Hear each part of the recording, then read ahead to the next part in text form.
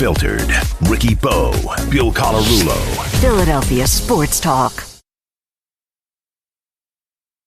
97.5 The Fanatic and 97.5thefanatic.com. Unfiltered.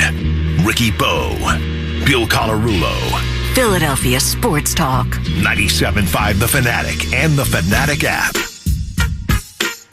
Welcome into Unfiltered, everybody. We are going to start the show with the biggest story, not only in the city of Philadelphia, but maybe all of Major League Baseball, and that is Christopher Sanchez. How about Christopher Sanchez? A new franchise record, 44 2/3 consecutive scoreless innings, a record that's been there for 115 years. And Ricky, sometimes I feel like when you're in the moment of watching things unfold in the sports world, you forget to realize that what you're watching is truly historic. And what we're seeing right now with Christopher Sanchez and what this guy is doing, it's absolutely historic. We have never seen anything like this in a Phillies uniform. Well, not in a Phillies uniform, but I could remember when Oral Hershiser was going through it. And you know the strange part back then, you didn't get the games all the time. Every start of his was on national TV, which probably is going to happen here once Christopher Sanchez gets close. You got to believe that there's a very good chance that maybe 2 starts from now, if he's still got this going, will be like a nationally televised, everybody watching type thing. This record is unbelievable. I'm watching him pitch, and it's like very effortless. Everything he does is effortless. And you know what I love about Christopher Sanchez? 3 pitches. 3 stinking pitches he uses. This should be a lesson to all these idiots that go out there and bring 7 pitches to the table every night and don't have control of 1. Because that's what the analytics department has brought back into the game. And Christopher Sanchez, I've said this before, very old school. As a matter of fact, you think about what he does with his pitches. His sinker loves to throw it inside to the righties, can paint on the inside corner, and then his changeup is just absolute filth. I mean, the only one that I could compare it to that I've seen, and I got to see it firsthand, was back in the day, Trevor Hoffman, who, number one, unbelievable closer back in the day, but he had a changeup that was like Bugs Bunny. And right now, I got to compare Christopher Sanchez to that. This is a guy that when he gets in trouble out on the mound, there is no trouble in his eyes. And that is why he still has this streak. Let's face it, he had a runner on second base in the first inning yesterday. Nobody out. Very well could have disappeared in a second. Instead, bear down, get out of the inning, ho-hum, yawner.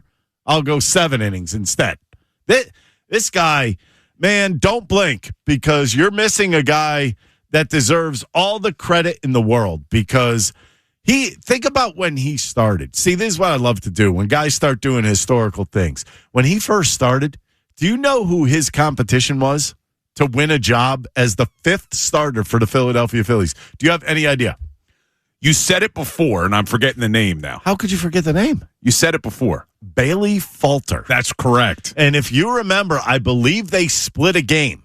That Falter started the first 3 innings, then Sanchez pitched the second 3 innings, and the winner of that battle was going to be the 5th starter. He ended up winning that battle and moving on. And look where he is now. This is a guy that the expectations have changed for Christopher Sanchez. Every time he goes on the mound, I think you expect the Phillies win. And I don't think that's unfair anymore. He has entered the realm of Zach Wheeler. Every time you step on the mound, you expect greatness. You expect a win from these guys.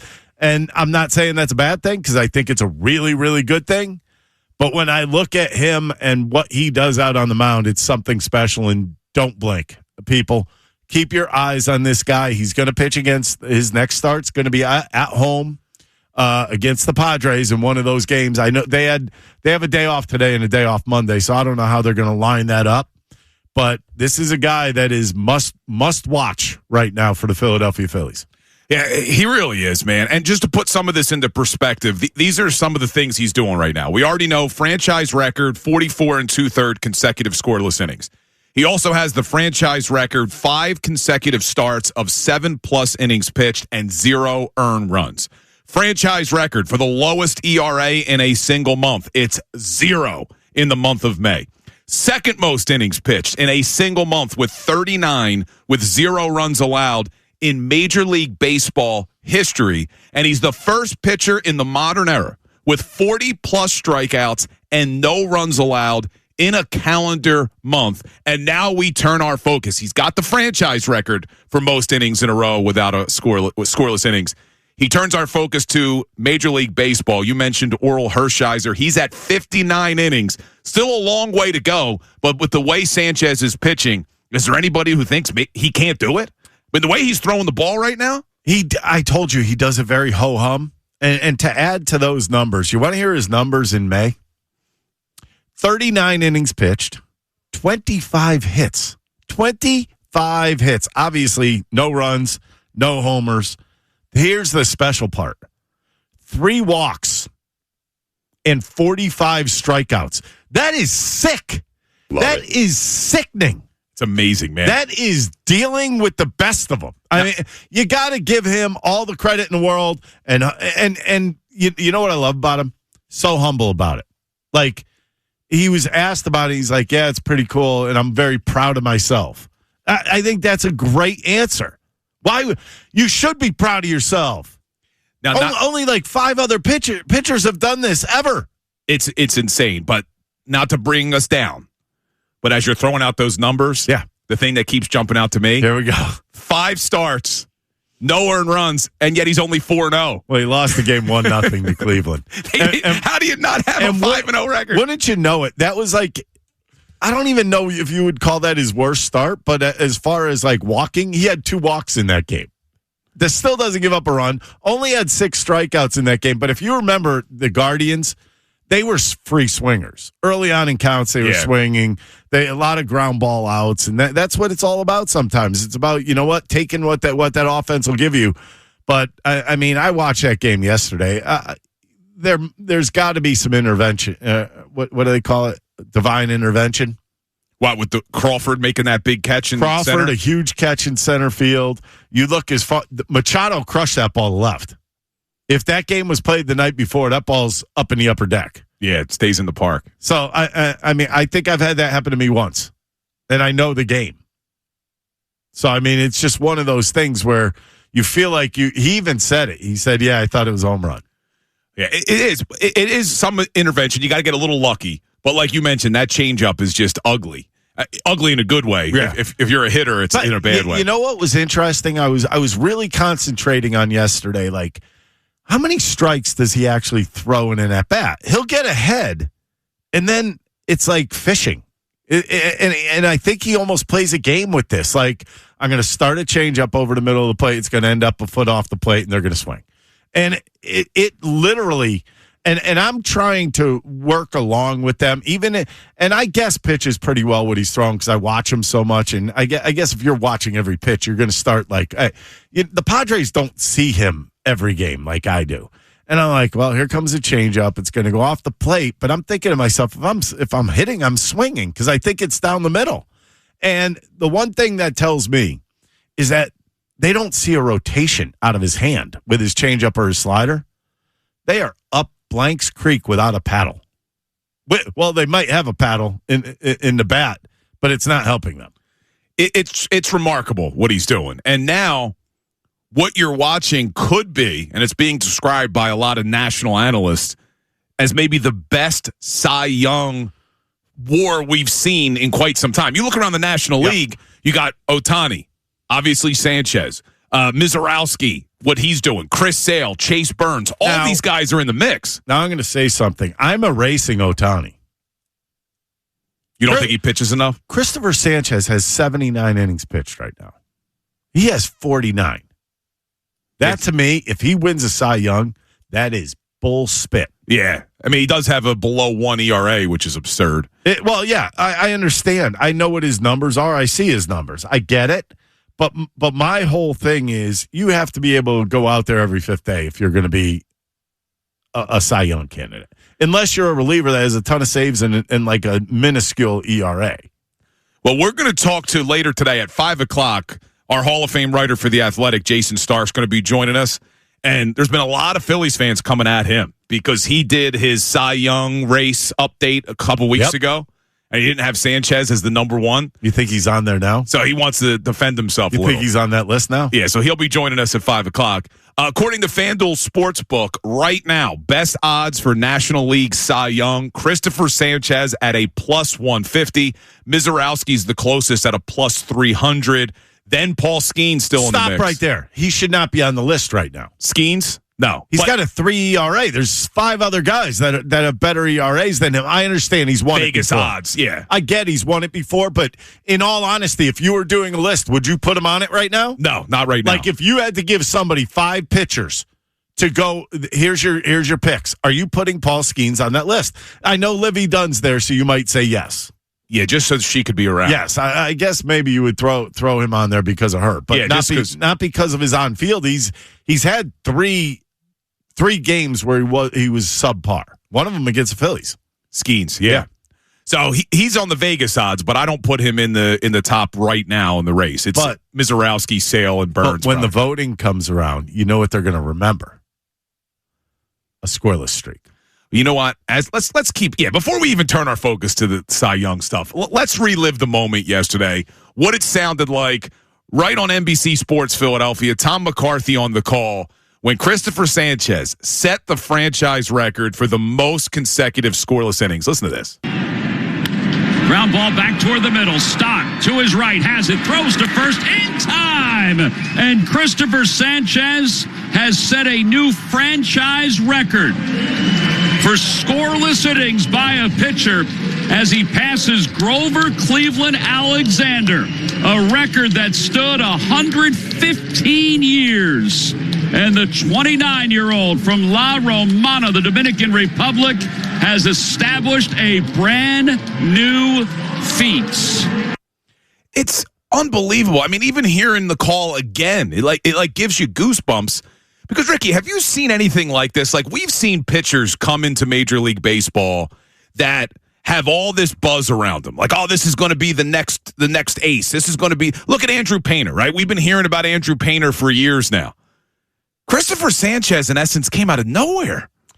I've never seen anything like this. He did come out of nowhere, but he has all the self-confidence you need. I mean, I want you to think about this. Christopher Sanchez has this streak of 44 2/3 innings. Do you realize that hitters are 0 for 26 with runners in scoring position off him? Amazing, man. That is unbelievable. That tells me that he has zero panic whatsoever. And all he does is make his pitches. You watch him on the mound. He doesn't change his way of what he's doing out there. He just continues doing what he's doing. He's not dumb. He's going to give up a run at some point. He knows it's going to happen. Whether he breaks the record or not, I don't know. I mean, 15 innings, you look at it and you're like, well, he's already at 44. He's only got 15 left. It's a lot of innings. It's at least 2 starts. Especially, I believe, both his starts will probably be at CBP. So, I mean, it's a tough place to not give up a run. In warm weather, ball's going to carry. Yeah, so, I mean, I think he may break it, though. I really do. I think he's got the stuff to do it. It's just a matter if does somebody get lucky. I mean, he may have a runner on second, 2 outs, a broken back goes over his shortstop or something like that. That's how I could see him giving up a run. But the other issue, here's the only issue that I have. His next start is going to be the Padres again. They just saw him. Yeah, not ideal. Not ideal. It's not ideal. So right now, like you just said, 44 2/3. Here's the top 10 scoreless inning streaks in all of Major League Baseball. All tied 8, 9, and 10. Cy Young, Doc White, and who is it? Sal Maglie? Am I saying that right? Who's that? Sal Maglie. Is that name ringing a bell? Nope. 1950. They all have 45 innings. Hubble's got 45 1/3. How about in 2015? You remember who had 45 2/3 scoreless inning streak? 25 2/3? 45 2/3 in 2015. Greinke. Yeah. Greinke's on the list, number 6. That's the only one in recent memory. Then you got Bob Gibson in 68. Yep. Jack Coombs in 1910, Walter Johnson in 1913. Coombsy threw the daylights out of it, by the way. He really had a good curveball. He was nasty that year. He really was. Then you got Don Drysdale, 58 straight and 68, and then Oral Hershiser, 59 and 88. Never saw Drysdale pitch. You know what I remembered him from? The Brady Bunch. What, he was in that? He was in the Brady Bunch. All right, so right now, 44 2/3. He would need 15 more scoreless innings to break the record for the Major League Baseball history. But when we look at just left-handers, he's close to breaking the Major League Baseball record for lefties. Yeah, he's second. So hold on, Jason Stark, who's joining us, he put this out earlier yesterday. Hold on, I want to find this statistic. Longest scoreless inning streaks by a left-handed pitcher since 1900. Hubble in 1933, Doc White in 1904. They both had over 45, and now Sanchez at 44 2/3. So he only needs another inning of scoreless ball to become the record holder for left-handed pitchers. Yep.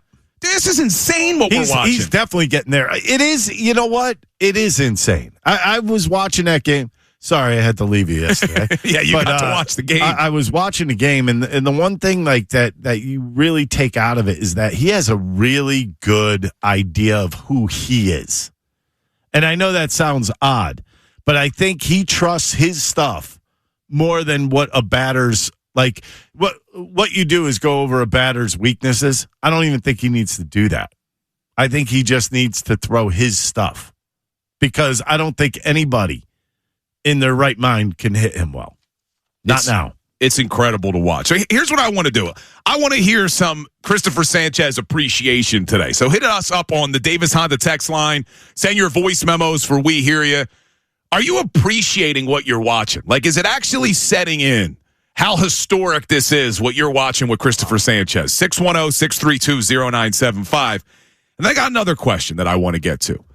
Because it's not just about Christopher Sanchez. It's about the 1-2 punch that the Phillies have right now with Sanchez and Zach Wheeler. Now, I said earlier in the week that my concern with the Phillies is they are just an average to below average team that have two elite pitchers. But with that, you can go on a run. You can win a World Series with two elite pitchers. They just got to get into October. Yeah, this may be... I'm not saying I would vote these two guys, but this may be the greatest month run for two pitchers you have ever seen in your life. Between Wheeler and Sanchez. Ever. Can you remember two pitchers on the same team going this wild at the same time? I know Lee and Halladay were really, really good, but they did it for the whole stretch. All right, let's have that conversation coming up. Because you want to do this? Yes. Is this the best 1-2 punch in Phillies history? Ricky just mentioned it. Halladay and Lee. Is Sanchez and Wheeler a better 1-2 punch than Halladay and Lee? We'll have that conversation coming up next. Unfiltered, 97.5 The Fanatic, NBC Sports, Philadelphia. Unfiltered. Ricky Bo, Bill Colarulo. Philadelphia Sports Talk. 97.5 The Fanatic and 97.5thefanatic.com. All right, we're celebrating today. We're celebrating the accomplishments of Christopher Sanchez. Hey, before you go any further, somebody put this little nugget out there. Listen to this. NL Pitcher of the Month stats for this past month. Sanchez, no runs, 39 innings pitched. Mizorowski, .29 ERA, 49 strikeouts and 31 in the third. Shohei, .95. Kyle Harrison, 4-0 with a .96. Chase Burns, 4-0 with a 1.19. Wheeler, 4-0 with a 1.38. This is going to be an awesome Cy Young race, man. Right. I think right now, I think Sanchez is going to win the Pitcher of the Month, obviously, but a lot of guys put up big numbers. No, it's going to be fun. And you just mentioned Zach Wheeler in the mix. And the question I posed right before we went to the break was, are Sanchez and Wheeler the best 1-2 punch in Phillies franchise history? Now, the immediate one that comes to mind is Halladay and Lee. Right. I'm sure there's others out there who may think back longer than we can think back, the Steve Carlton era and all that, of another 1-2 punch.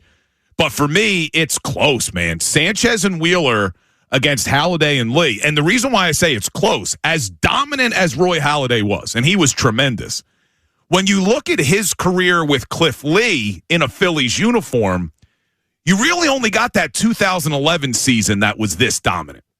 After that, Halladay started to kind of decline a little bit.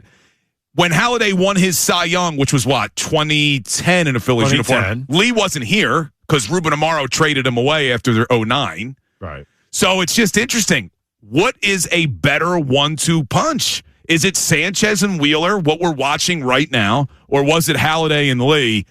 I guess I got to default to Halladay and Lee. Well, Halladay's a Hall of Famer, so that's a little bit of an issue right there. And in that season, by the way, they both had over 230 innings pitched. Different era, though. You can't do that. Yeah, but guys don't pitch as many innings now. I'm going to tell a little story. We used to make, as a reliever, you were pissed off because now I want you to picture this. We only had 5 or 6 relievers in the bullpen. There wasn't 10 of us, 11 of us out there. So when somebody goes 5 innings, you know what that means, right? That means we're going to get destroyed out of the bullpen. So every time certain pitchers would come up, we would call them 5 and divers because they would go 5 innings and they were out of the game every single time. Rarely did you get and think about now, we would be calling almost everybody that. No doubt about it. But you also have 10, 11 relievers on your team. Well, and you also would probably making more money in the bullpen. The bullpen is more important now than ever. Now, yeah. I mean, I probably would have made 30 times what I did make. Yeah, you might not be hosting this show with Mom, Dad, it's your fault. You might be just sitting at home on a boat somewhere. I couldn't keep my mouth shut. No. But I'm just saying it was a little bit of a different game.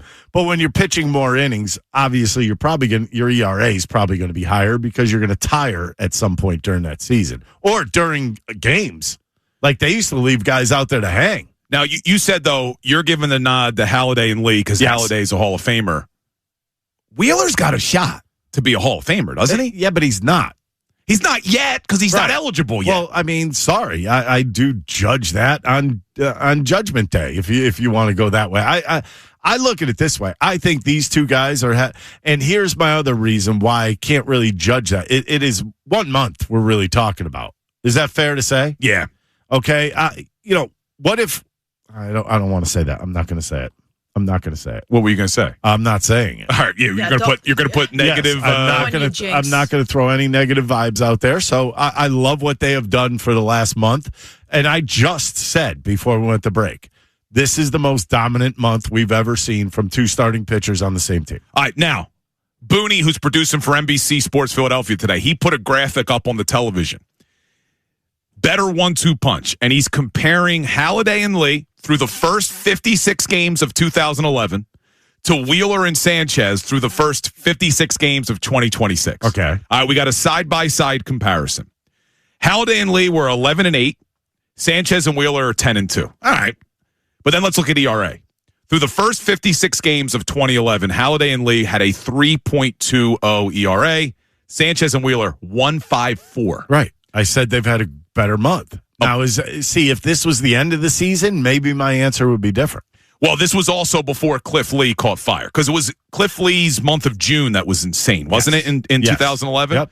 So maybe it's unfair, but through the first 56 games, this is the best 1-2 punch we've ever seen. Yes. But for the life of it, we'll see if they can match that. I mean, you'll see. Like I said, we're talking about 1 month here. Wheeler's only got 5 starts this year. Yeah. I mean, it's kind of hard to say, oh, yeah, that's definitely the better combination. But, I mean, I also got to watch Roy Halladay, Cliff Lee every time they went on the mound. 9 innings, hour and 40 minutes. I mean, it was a joke. Cliff Lee was the biggest joke ever. Like, he would get the ball. You know this pitch clock they have? He wouldn't have a problem with it. You would just turn it off because he was literally throwing the next pitch within 5-6 seconds at the most. I love that, too. I mean, to me, that showed that he knew what he wanted to do with the next pitch. So he was thinking ahead. These guys that take the whole pitch clock, you have to wonder what they're thinking out on the mound. Yeah, you're right. He knew exactly how he wanted to approach every batter. All right, so you can answer that question. And I think it's a little bit unfair in the sense that, let's face it, look at batting averages nowadays. Okay? Put Cliff Lee and Roy Halladay into this time frame. They might have even better numbers. They will. Yeah. they would have better numbers. Yeah, so maybe it's an unfair comparison. They would eat these guys alive. All right, so you can weigh in on that conversation. Get your texts and your voice memos to the Davis Honda text line. We hear you coming up at 3:45. Remember, we do it twice a show. Send your voice memos celebrating Christopher Sanchez and answering that question. Best 1-2 punch in Phillies history. 610-632-0975. We got a lot of people trying to get in. Before we get to them, let's check in on our Twitter poll today, which is going to ask the same question. The heat is rising. And so is the Twitter poll. Thanks to Dr. Avidan Appel of Iron Mountain Men's Health. What do we got, Silvana? Which starting pitching duo is the best in Phillies history? Sanchez and Wheeler, Halladay and Lee, or other?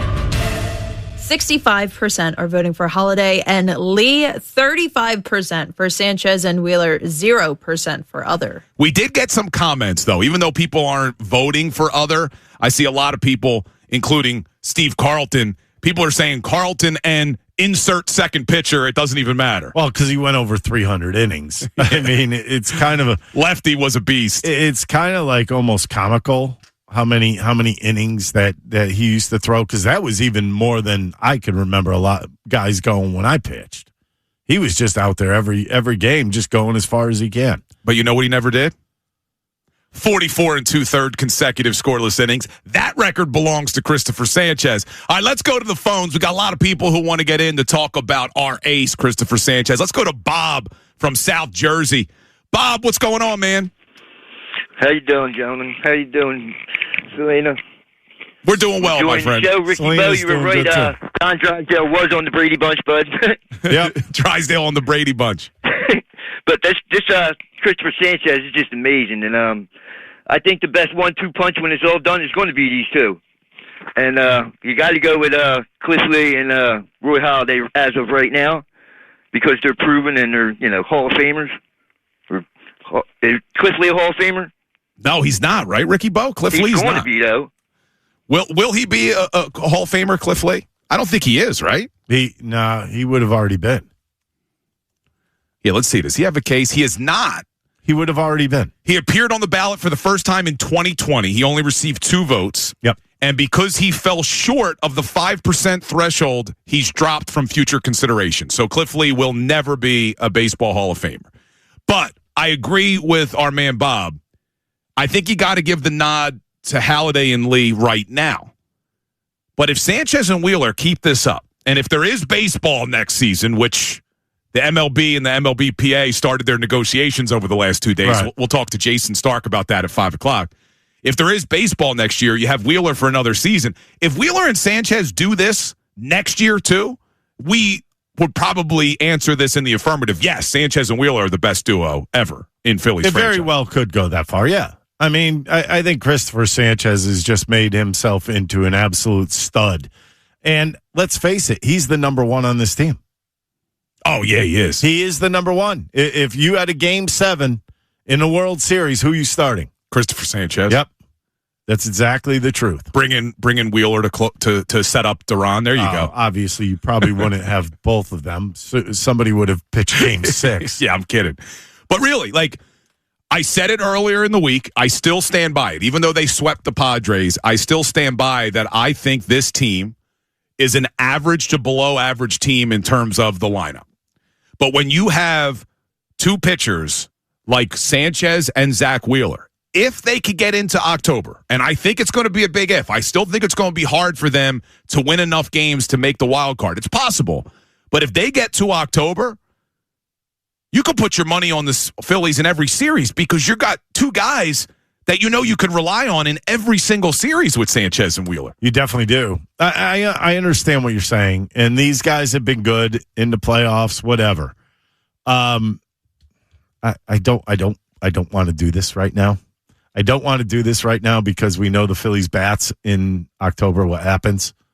And you said, hey, he's got 5 starts of no runs, but he's only 4-0. I know, it's crazy, man. There's a reason for that, too. Yeah, because you got shut out in that game. They could do so much. And, do you really believe that we're going to have, no-run Sanchez going into September, October? No. I mean, but you're going to put your money on Sanchez. You have the pitching advantage probably in every game Sanchez starts, and the same thing you could say about Wheeler. Even like right now, I was looking at that. You know, I always look at the predictor, the ESPN predictor before the game starts. Yeah, it was like 72% yesterday. Phillies. That's like the largest margin I've ever seen.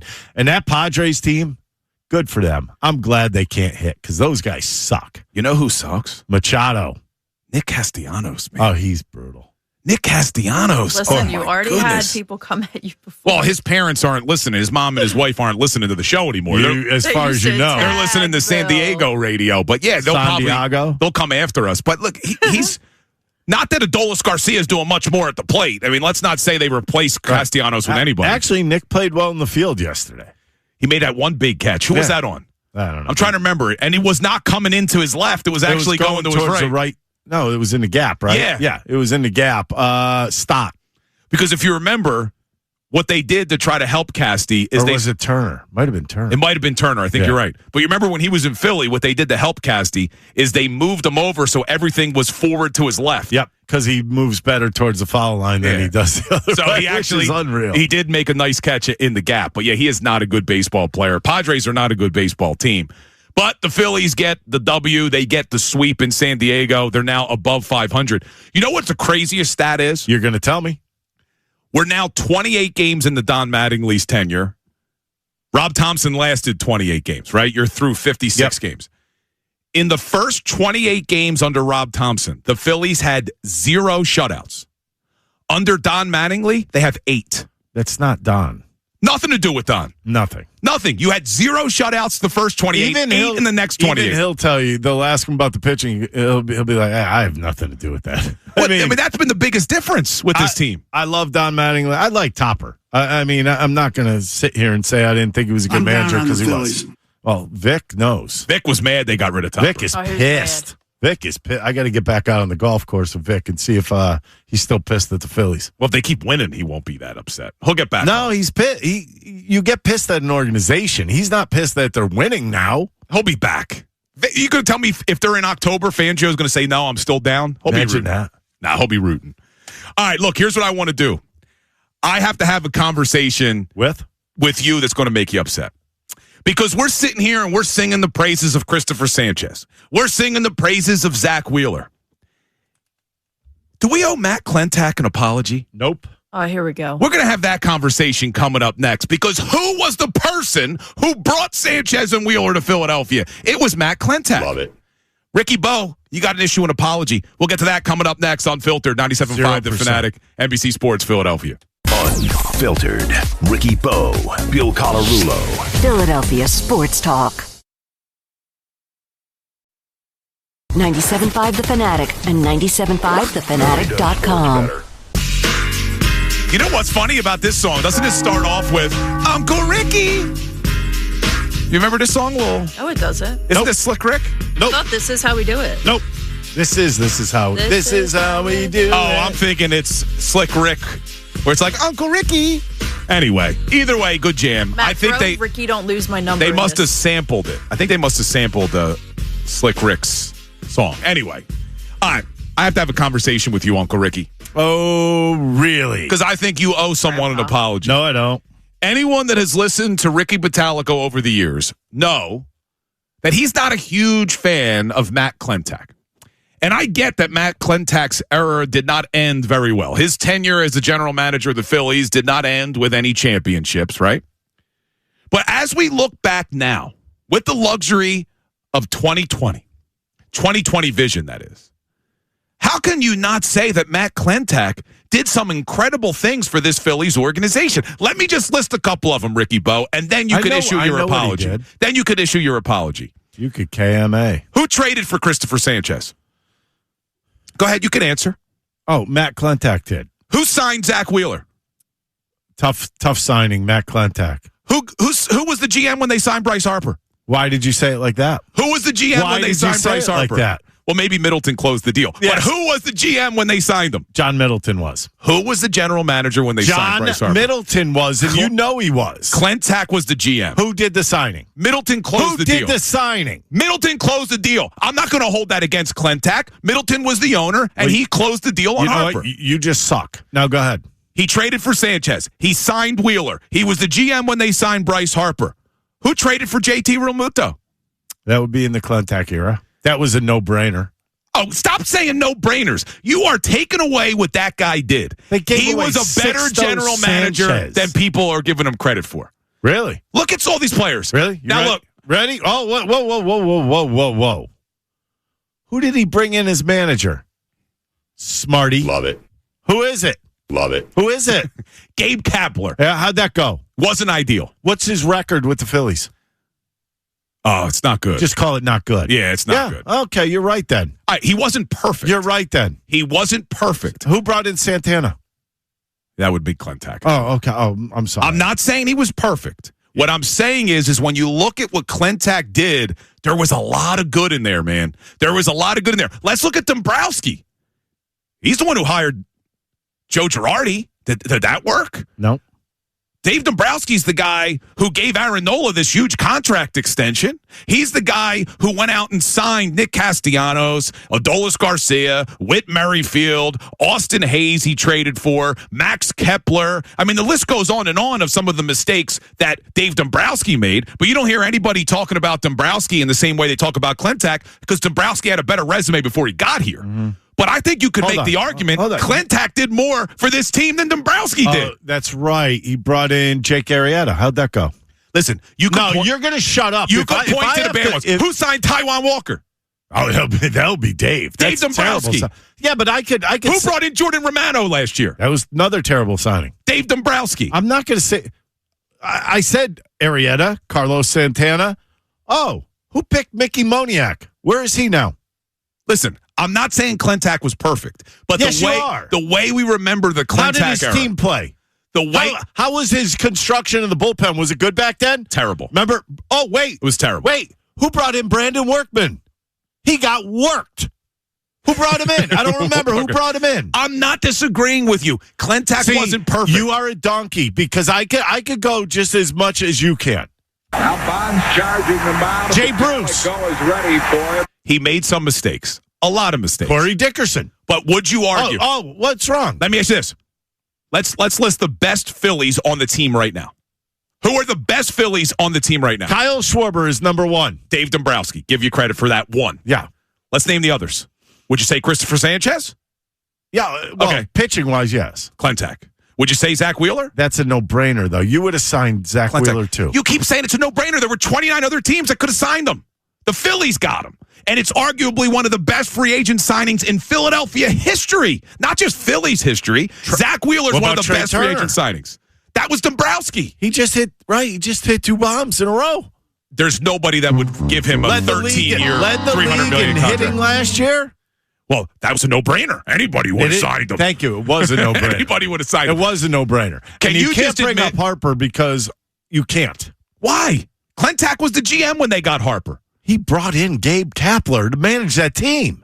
That was a mistake. Would you say his mistake was Girardi a mistake? All right, was Girardi a mistake? I don't know. I just don't think the players played well for him. Period. Kapler had a better tenure than Joe DiMaggio than Girardi did. Yeah, where did I get Joe DiMaggio from? Okay, you're getting me all worked out. You could bring in whatever players you want, but the culture that you instill into the team was good then with Klentak, is what you're saying. Are you saying it was Dombrowski that instilled this culture? Yeah. He brought in certain guys. He got rid of certain guys now that didn't fit in the culture. Well, I just want to look at the players because you're saying he brought in, because you're not just you're saying that he brought in the culture. JT Realmuto, Bryce Harper, Aaron Nola was already here. Well, Sanchez, here's Wheeler. The problem. Since you're so happy with JT, if you really want to look at it, Dombrowski re-signed him. As a free agent. Which was a mistake. As a free agent. Which was a mistake. Oh, now it's a mistake. But Yes. you're claiming that he's the biggest piece of the puzzle. What they got JT for when Klentak made the move was a smart move. How about Dombrowski signing Sanchez to that deal? That was a smart move. Oh, so now it's a smart move. But you wouldn't have had that opportunity if Klentak didn't trade for him. Do you remember who Klentak traded for him? Nobody. Curtis Meade. I don't even know who that is. He's playing for the Nationals right now. He's hitting 236. Yeah. Well, that would be at the top of Right? top of the Phillies roster. Yeah, probably would. What I'm saying is, not that Klentak was perfect, but we remember Klentak as being an absolute joke. It's because of what he instilled into the team with the analytics. He's an idiot. He might be an idiot. He's got a majority of your so now best you players. agree with me. Dude, what I'm saying is you can't ignore Sanchez, Wheeler, Harper, JT Realmuto. Okay. Whether you like him or not, he drafted Alec Boehm. He drafted Bryson Stott. I mean, you look at this entire team up and down. It's got Klentak's fingerprints all over They've it. been trying to trade Boehm for how long? Oh, guess who else he got? Klentak. He acquired Ranger Suarez, didn't he? We have a good club. And where's the Ranger? Ranger's not here. Yeah, because Dombrowski couldn't re-sign him. No, it's because he was always hurt. What I'm saying is we look down at Klentak like it was a joke, and you look at this team right now, and this era of Phillies baseball, Klentak's fingerprints are all over it, man. Then how come they didn't win? They still haven't won. They're a winning culture now. Dude, you're not giving Klentak any credit at all. No, because he brought in analytics that absolutely destroyed certain guys. Which I'm sure they're still using some. Right? Really? How about Scott Kingery? What happened to him? Listen, I'm not saying the guy's perfect. Now you don't. Can you admit that he did some good things? You don't want to play the game when you're wrong. That's why you're this lawyer. I'm a lawyer, but I don't know crap about law. Let me ask you a question. But I didn't criticize the Pope. Let me just ask you this. Will you admit that Klentak did some really good things when he was GM? He brought in some decent players, yeah. Decent players. He didn't win with those players. Decent players. He didn't. He could not. You're describing Christopher Sanchez and Zach Wheeler as just decent? Christopher Sanchez was just decent then, yes. He got him. But he wasn't great then.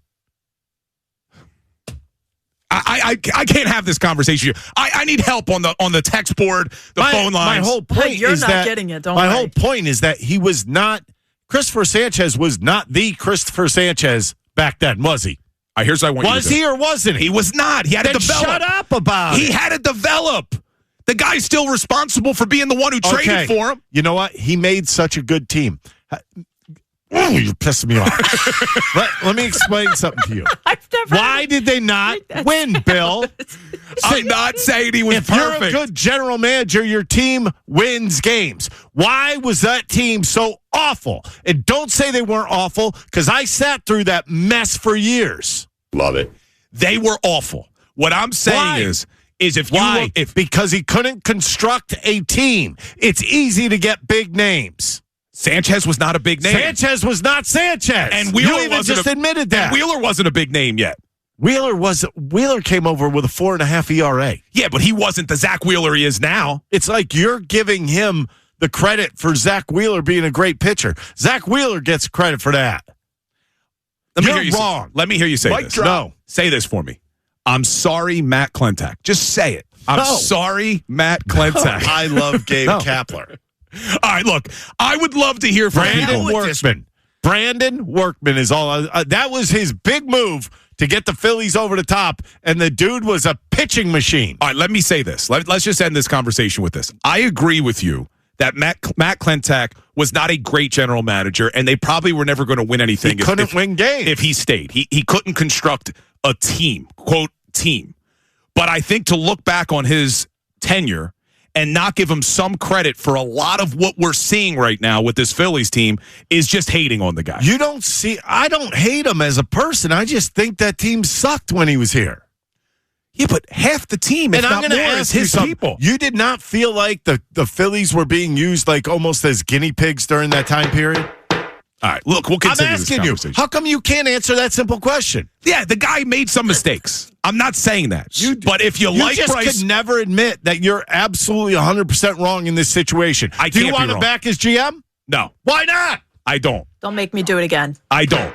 All right, look, here's what we got. He stormed out. I want to hear from people on this. Send in your voice memos. We Hear You coming up at 3:45.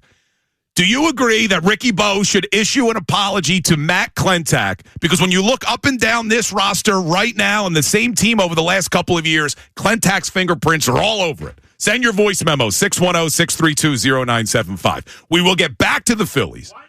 But we also heard from Eagles players yesterday at OTAs. Jalen Hurts and Saquon Barkley both addressed the A.J. Brown situation. It sounds like they know it's inevitable, just like we know it's inevitable that AJ's getting traded. But Ian Rappaport said something today that this might drag on even more. We'll get to that coming up next. Unfiltered, 97.5 The Fanatic, NBC Sports Philadelphia.